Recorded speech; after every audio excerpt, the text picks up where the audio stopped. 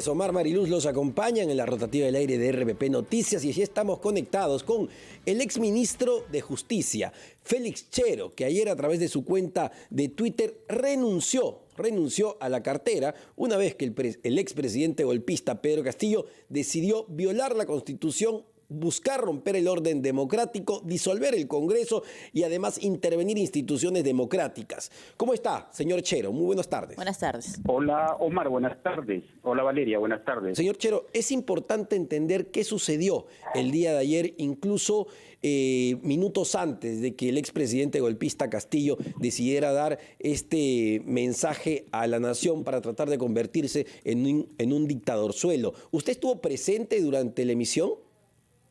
No, Omar, nos sorprendió a todos. Yo estuve el día anterior, habíamos coordinado ya al Congreso, los abogados del presidente Castillo sabíamos que habían preparado su defensa. Nos sorprendió a todos, por eso es que ante una decisión de ese tipo, que no nos explicamos muchos ministros, tomamos la decisión firme porque siempre habíamos pregonado que nuestros actos iban a realizar con apego a la Constitución, respetando el orden democrático. ¿Dónde recibió usted el mensaje del presidente? Decisión, inmediatamente procedí a presentar mi renuncia con carácter de irrevocable y seguro pronto se tendrá que saber quiénes fueron los que motivaron al expresidente Castillo. Señor Chero, usted renuncia inmediatamente después de que escucha al presidente Castillo dando este mensaje a la nación. Así es. Yo renuncio inmediatamente cuando él, en la televisión, porque yo estaba en mi despacho atendiendo y me comunican, prendo el televisor y veo inmediatamente, presento mi carta de renuncia porque es lo que corresponde en realidad. Y a ver, en los consejos de ministros previos, ¿se barajaba la idea, al menos se ponía sobre la mesa en discusión, un eventual cierre del Parlamento? No, jamás, Omar, jamás hubo eso, yo lo he precisado. Lo que se hizo es en su momento plantear una cuestión de confianza, como todos lo saben, y la única finalidad de esa cuestión de confianza fue llamar la atención del Congreso para que se trate en lo posible de buscar un consenso y un equilibrio de poderes, y nosotros lo teníamos claro con el informe preliminar de la OEA. El informe preliminar de la OEA para nosotros posibilitaba el diálogo, posibilitaba las puertas de consenso y estábamos claros con esto. Sin embargo, señor Chero, ustedes dan un paso ya de no retorno, y ahí sí, el gabinete donde usted era integrante y ministro de Justicia, cuando deciden hacer esta interpretación fáctica de la denegativa de confianza, cuando existe una ley expresa, le guste o no, aprobada por el Congreso, que dice muy claramente cómo se le deniega la confianza a un gabinete. Y esto no fue un punto de no retorno, de decir, oye, vamos a interpretar como queremos las leyes y si no nos gusta, los vamos a cerrar. No, pero esa es una interpretación que usted está haciendo, no la que estoy haciendo yo. El tema está que las sentencias del Tribunal Constitucional habían ya dejado constancia de que el artículo 133 de la Constitución señalaba cuál era la forma para entender y interpretar correctamente. Y la Constitución no habla de ningún otro mecanismo. Señor Chero, le pido un minuto. Continuamos con Félix Chero, ex ministro de Justicia. Y a raíz de esta información que nos acaba de dar nuestra compañera Andrea Mezquita y a propósito de las declaraciones muy temprano de López Obrador, señalando que sí, confirmó que Pedro Castillo solicitó el asilo al gobierno mexicano antes de su detención. Señor Chero, ¿usted sabía de esto? ¿Lo tenemos en línea? A ver, vamos a conectarnos con el exministro de Justicia, Félix Chero, que nos ha confirmado que él no estuvo presente en Palacio de Gobierno el día de ayer cuando el expresidente golpista Pedro Castillo decide dar este anuncio a la nación de un cierre del Congreso y de una intervención a las instituciones democráticas como la Fiscalía de la Nación, el Poder Judicial, el Tribunal Constitucional. Según una crónica interesante del periodista Fernando Vivas en el diario El Comercio, quienes estuvieron presentes en Palacio de Gobierno junto al presidente fueron el exministro Alejandro Salas, el exministro Roberto Sánchez, la expremier Betsy Chávez y el expremier también Aníbal Torres. Y usted nos contaba, señor Félix Chero, que usted entonces no estaba en Palacio, usted recibió el mensaje del presidente desde su oficina o en otro punto. Así es lo correcto. Ajá. Eso es lo correcto, y inmediatamente que tomo conocimiento de ese mensaje leído por el expresidente Castillo, procedo inmediatamente a formular mi renuncia. Señor Chero, la pregunta que le hacía era justamente a propósito de las declaraciones del presidente de México señalando o confirmando que sí, efectivamente, el expresidente Pedro Castillo había solicitado asilo a este país. ¿Usted sabía de esto? Más allá del anuncio del presidente el día de ayer de la disolución del Congreso de la República, ¿se tenía ya previsto esto como un plan por parte del expresidente? No, nunca existió un plan. El presidente Castillo siempre manifestó que él enfrentaría la investigación o cualquier investigación aquí en el país. No tenía conocimiento, particularmente quien habla de que haya existido una gestión, un trámite al respecto. No tenía conocimiento. ¿Usted es consciente, señor Chero, que también una de las declaraciones que probablemente haya gatillado lo que pasó el día de ayer fueron sus declaraciones cuando usted señala que no iba a reconocer una vacancia presidencial si es que se aprobaba en el Parlamento, a tal punto que el congresista Muñante le pide a usted que debería disculparse?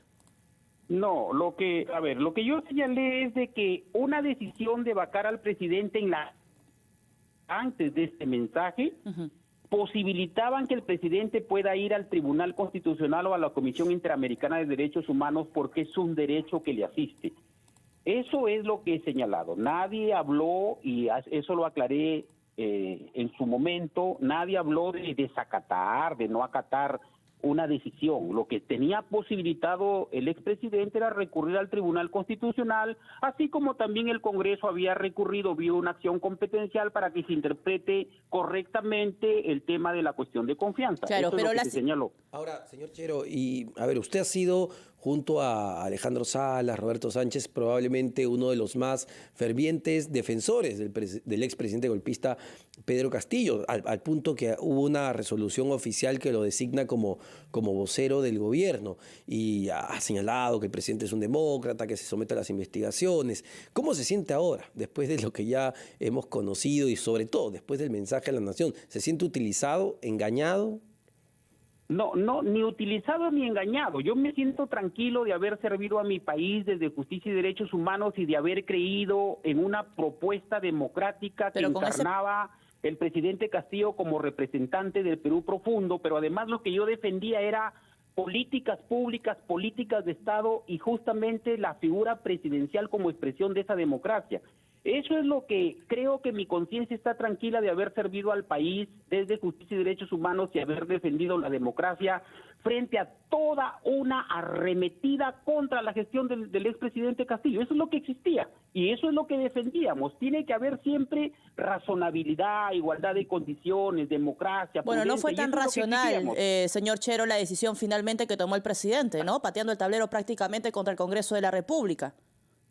Eso va a tener que en su momento seguro salir a la luz y se identificará quiénes fueron los que indujeron al expresidente Castillo a tomar una decisión de ese tipo. ¿Quién estuvo cerca del presidente? ¿Quién le habla al oído al presidente para tomar esa decisión? Pero seguro se determinará. ¿Quién le habla al oído al presidente para tomar finalmente esta decisión, señor Chero? No tengo la menor idea, Hasta el día martes nosotros habíamos trabajado orgánicamente cuál iba a ser nuestra postura ante el Congreso de la República, porque todo estaba diseñado para el día miércoles a las 3 de la tarde estar en el Congreso y dejar sentada cuál era la posición del Ejecutivo frente al pedido de vacancia. Es más, estábamos tranquilos porque según la comunicación con varios congresistas, con varios actores políticos, se sabía que no habían los votos, de pero cree que el no había necesidad de forzar una figura de ese tipo. ¿Pero cree que el presidente actuó solo? Según la crónica que yo comentaba de Fernando Vivas hoy en El Comercio, señala que las principales voces fueron Betsy Chávez y Aníbal Torres, que hasta el día de hoy están que lo acompañan en la DIROES. Desconozco si ha habido esa determinación por parte de ellos, no puedo yo afirmar eso, pero sé que en su momento la verdad sale a la luz y se tendrá que saber quiénes determinaron esa decisión. Y doctor Chero, ¿qué sabe sobre las declaraciones que incluso en simultáneo, mientras él daba este anuncio a la nación para patear el tablero democrático, Salatiel Marrufo, el jefe de asesores en el Ministerio de Vivienda, contaba con lujo de detalle que le entregó durante 9 meses 50.000 soles por un total de 450.000 soles a él, a Pedro Castillo en su mano, e incluso 60.000 soles para entregarlo a la familia, para que se reparten la familia de Pedro Castillo? Es decir, no había solo una arremetida política, sino que los testimonios y colaboraciones han continuado. Omar, eso está en investigación a nivel del Ministerio Público. Lo que te puedo decir es que cada aquel que ha cometido un hecho contrario a la ley, un acto de corrupción, tiene que responder por sus actos y tendrá que acreditar esos actos. ¿Usted sigue creyendo que Pedro Castillo es inocente de todo lo que se le acusa? Lo que yo creo como abogado y como defensor de derechos humanos es que toda persona es inocente mientras no se le pruebe su responsabilidad penal como una prueba irrefutable, que es lo que siempre hemos exigido. Y usted develará cualquier investigación, cualquier imputación, cualquier acusación a nivel del Ministerio Público, Omar. De mí incluso se ha dicho muchas cosas. Acuérdate que a mí me inventaron que yo había mandado a silenciar a un interno y era Samir Villaverde. Claro. También a que se fugue el señor Silva, cuando al señor Silva yo no lo conozco, ni siquiera he estado cuando él era ministro, yo ni siquiera tenía el cargo de ministro de Estado. O sea, a veces se inventan muchas cosas y entiendo que hay una intención también de haber querido callar a quienes fuimos señor Chero, ¿fue una voceros, actitud ¿no? golpista la del presidente Castillo? ¿No le escuché? ¿Fue una actitud golpista la del presidente Castillo? Es una acción política contraria a la Constitución. ¿Golpista o no? Todo aquel que realiza un acto contrario a la Constitución, sin lugar a dudas, está infringiendo el orden constitucional, y pretender cerrar el Congreso y cerrar las instituciones democráticas autónomas en nuestro país, sin lugar a dudas, es un intento golpista. Y para terminar, su detención, como ya se ha dado, ¿es lo que correspondía dado este intento de violar la Constitución? Ahí sí yo tengo una discrepancia de carácter eminentemente jurídico. ¿Por qué? No podía el presidente ser detenido en flagrancia, por lo que podría calificarse de una infracción constitucional, pero no un delito. Le están imputando delito de rebelión, cuando el delito de rebelión implica necesariamente el alzamiento en armas. Pero entiendo que entiendo que es intento de conspiración para rebelión, ¿no? Que no necesariamente implica el levantamiento en armas.